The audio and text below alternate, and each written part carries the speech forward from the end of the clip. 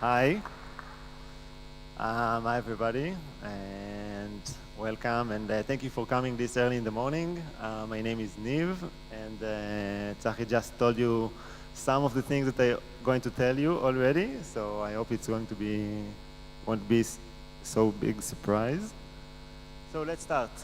So actually, I'm going to speak about sequel games and not about Upopa and not about the acquisition. Okay, let's start. So, what is a sequel game? So maybe my favorite sequel thing in the world is the Terminator, and I'm not sure how many of you knows, but there is 5 different Terminators. So the first one have the very known sentence, "I'll be back," right? And then the second one, a few years later, they made a twist in the sentence, and they changed it into "Stay here, I'll be back," which is a huge difference. The third one, they add like a gender thing, and they made it into "She will be back," which is totally different. And then the other two just made to make lots of money, right? Interesting thing about that the first character already knew that he's going to be back many times before, so it's kind of, maybe he did knew that he's going to have a sequel in his movie. Okay, so let's start. Why to make a sequel game, or a sequel at all? And I'm talking about movies and games, both. So the first thing, it's a very easy way to scale your activity. You have some product and you want to make more out of it, so you just need to create a sequel, right? It's very easy. And it's very easy in terms of the story, about your materials, about your characters, and everything everything is made, so we just need to actually produce it. And maybe the most important thing, you have your own audience, right? You have your people that expect and want more from what they had before. Probably, maybe the best sequel game ever for me is the Warcraft. Obviously, I think that many of you know this game. So the first game was very nice. The second one was amazing, better graphic, and probably my favorite game as a kid. The third one was kind of the same, but in 3D. I don't know if you remember it, but back then, every game wanted to have a 3D version of his own. They changed a little thing. They add the heroes thing inside the game, so it was strategy, but heroes, both of them. And then World of Warcraft just delete everything in the game, just kept the heroes, and it's one of the best game ever made. So it's a very good example. If you're looking for a less great example, we can look in The Lion King. So the first Lion King was amazing, amazing movie. And then there were 2 other. I'm not sure how many heard about it, but Lion King 2 and Lion King 1.5. And you can see by the IMDb score that the other 2 was not that successful as the first one. And obviously Disney knew that it's going to be like that. And this is the reason that they released the movies only for home video, right? And this technique in Hebrew, we call it squeezing the lemon. So you have the lemon and you want to squeeze it till you got all of the drop to get all the revenues possible from the product.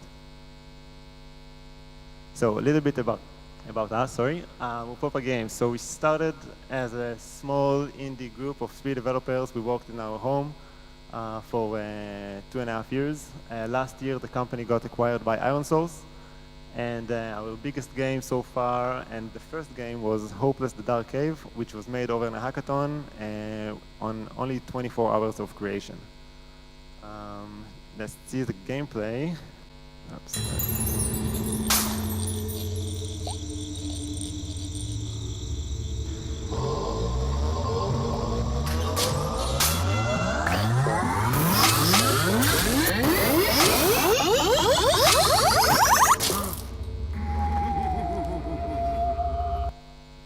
So this is Hopeless, the first game, and the game was, okay, first of all, okay, let's start from that. The game was a very big success.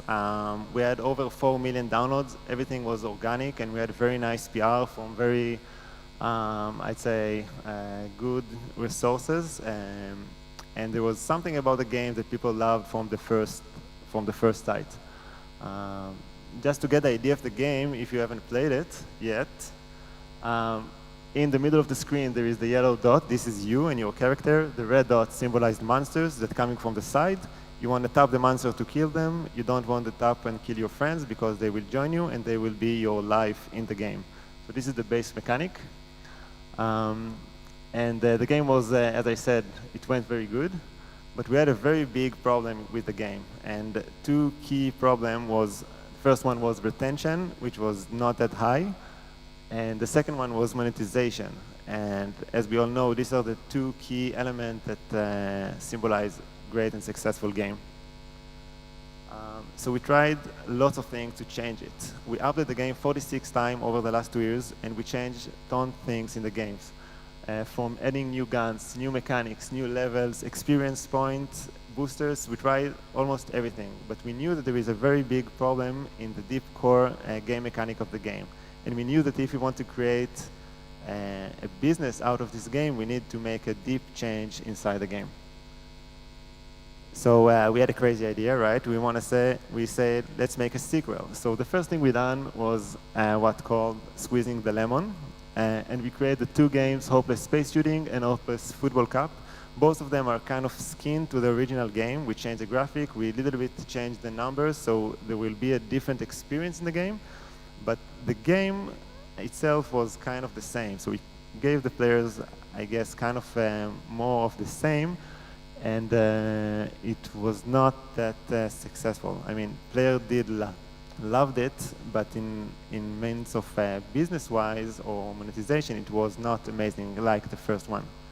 And then we came into conclusion that we need to make a big change, and then we started to work on Hopeless 2. And it's very important for me to say that my conclusions here are based on our case study, and it's not science, but these are the things that I believe that need to be done in order to make a good sequel. So, how to start? So the first thing you need to do is understand what are your challenges and what you're going to do in the game. So the first thing you need to understand that you need to break your boundaries. So the first thing went very good. Now we want to break everything and rebuild it in order to create a successful new game. The second thing is, for us, was to understand what we need to improve. And for us was monetization and retention, and I'm going to explain how we're going to do it. Another thing is the lack of feeling of progress that we try to fix in this game, the new game. Two last thing is the endless discussion about levels, level game based versus endless game. And the last thing is what we want to preserve in the first game and how we want to treat the new game, the first game and the new game, and what do we want to keep and what do we want to remove. So let's start. So by breaking your boundaries. So as I said, the first game, the one on the left, we already spoke about the mechanism of the game, right? And in the new game, what we try to do is we change the perspective of the game. So if the first game is top-down game when you look above your characters, the new game, you look from the sides, and it's kind of side-scroller. But the core mechanic of the game is kind of the same, right? The character is in the center, the monsters come from the sides or from the upper side, and your friends joining you. So it's same, but on this case, we have many new opportunities. Okay, let's talk about the monetization and retention. So the first game, I don't know how many of you played the game, but basically imagine that it's a reflex-based game. So you're holding your device and you need to tap the monster in order to kill them. And you need to be very fast. And there is a physical limitation about how fast your hands can actually move.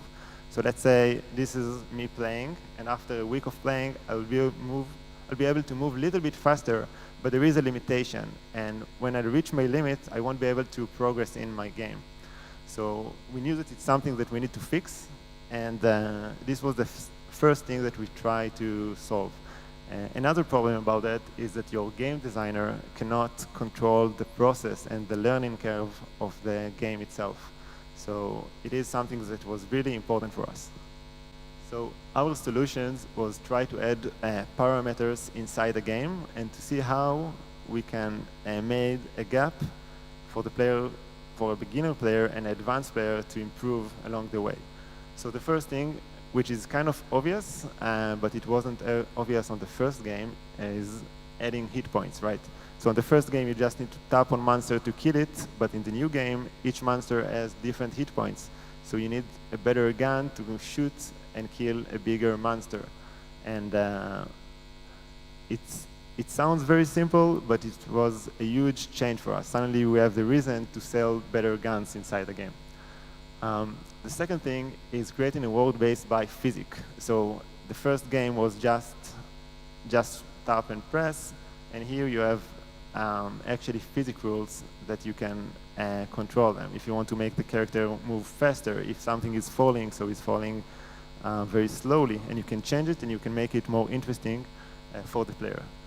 The last thing that we added, it's not that easy to understand, so I'll go back to this slide. So on the first game, when you tap on the screen, the fire coming out of your character, which is standing in the center. And in the new game, because the player moves on the heels, you can see the white line. So sometimes your character is standing up and sometimes it's down on the Y scale. So the fire coming out of different positions in the screen, and suddenly you have a much more interesting challenge because you want to shoot something, but there is something blocking your way because at the moment your character is standing very high in the screen. So it adds a lot of content into the game. Another thing is game progression. So what we added is just moving background. Now it sounds very basic again, but it's added a lot of progression into the game itself. So imagine that you have the same game, you have a specific game which is static, and you have the same game and the background is moving. So you get the feeling of progression.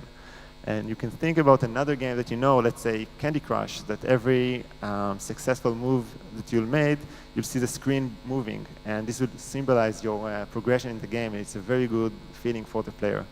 And some games, by the way, did it, and it's working very nice.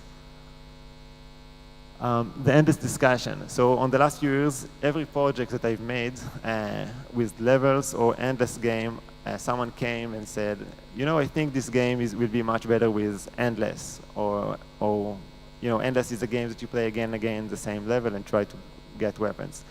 And levels is, you know, the basic thing that you have 1, 2, 3, 5, 4, 6, and etc. For us, we understand that for this game, and I think in general, in terms of monetization, levels are much better, but it costs much more money for you to make because it's tons of work, but the player got a better experience because the game designer can decide what the player will see in each moment when he plays.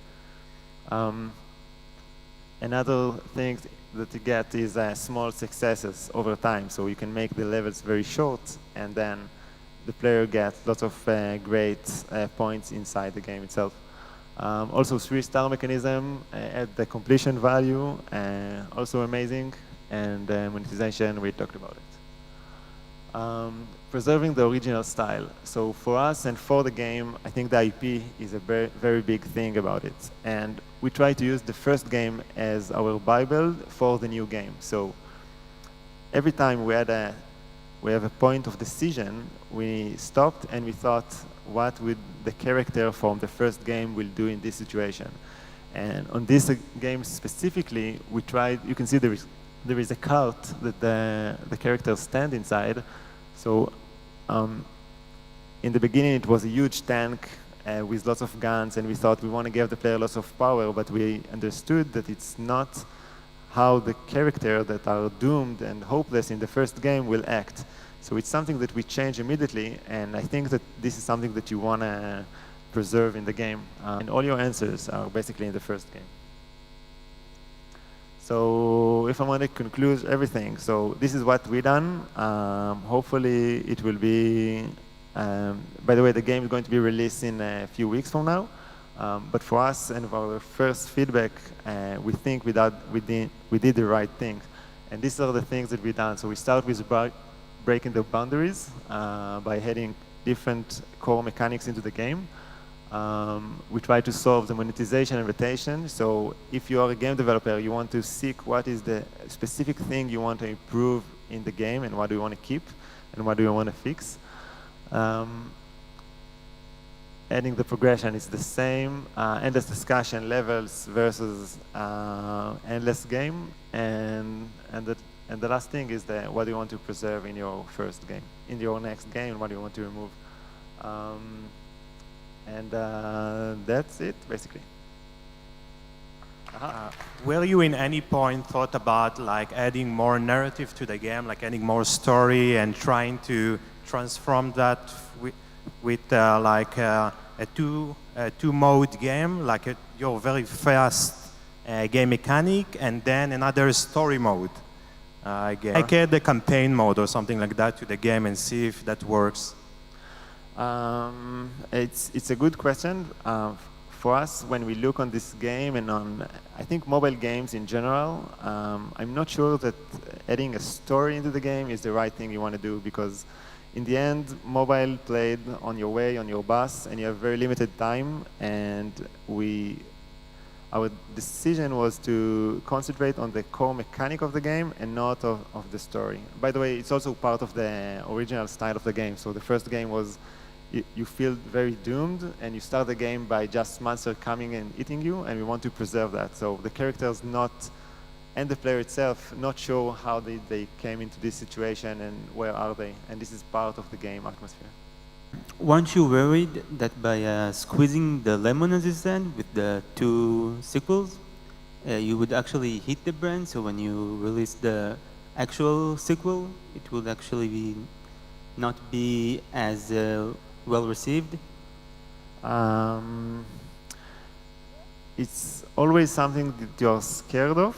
I think it with every creation that you made. So it's not matter if you make a new game or like a total new game or a sequel. There is always the fear of success. Of success.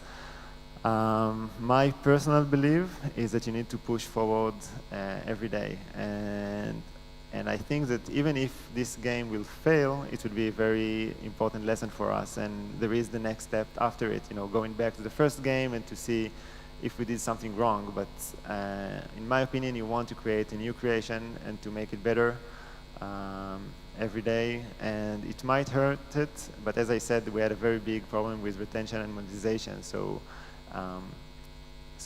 except downloads, I think there is lots to improve anyway, so it was fine for us. Hi. So I know that often when you make a sequel, you already have a community of players who loved your first game. How much did you leverage that? How much are you advertising ahead of time before your actual launch? And just trying to make the launch the strongest it can be? I think the thing that symbolized our first game is that all of the downloads are organic. So there is some kind of community and people that are interested in this game already. At the moment, we are in soft launch in Israel and Russia, and just from putting the game in our account in the Google Play Store, we're starting to see lots of downloads and without tweeting anything. So hopefully it will happen when the game will be worldwide. But why aren't you even like tweeting at your community and just telling them so more people know the game is out? It will definitely happen on the global release. But it was very interesting just to release the game and to see what happened without doing anything. Definitely we're going to put some effort to promote it. When you go to levels, how do you decide how many levels to create, and what's happening once you finish the entire levels? Like, what is the user experience when you finish everything? It's a very good question, and I think that when you start your game, you want to create lots of games, and you need to understand what is the exact amount of levels that that most of your players will reach. So from one hand, you want to give them the feeling that there is lots of progress in the game. So if the game have only 10 levels, so maybe it's something that I don't want to get into it. But you don't need to have, let's say, 200 or 300 levels if the levels are short, because it will be too much and you don't want to make mistake. I think the best way to look on level design and how many levels you need to do except looking on the metrics and to see actually where the players are reaching, is that you want to release the game when it's not full cooked. So if you can symbolize it into your, let's say, you have a child and you want your child to be a soccer player, and you cannot push him too hard to be a soccer player, right? You want him to grow up and to make his own decision. And it's the same with games, because you want to release the game and to see the audience, what they like, what they don't like, and then you want to keep developing it when it's live in the store. Okay? So thank you very much. Another round you of very much. applause for Niv.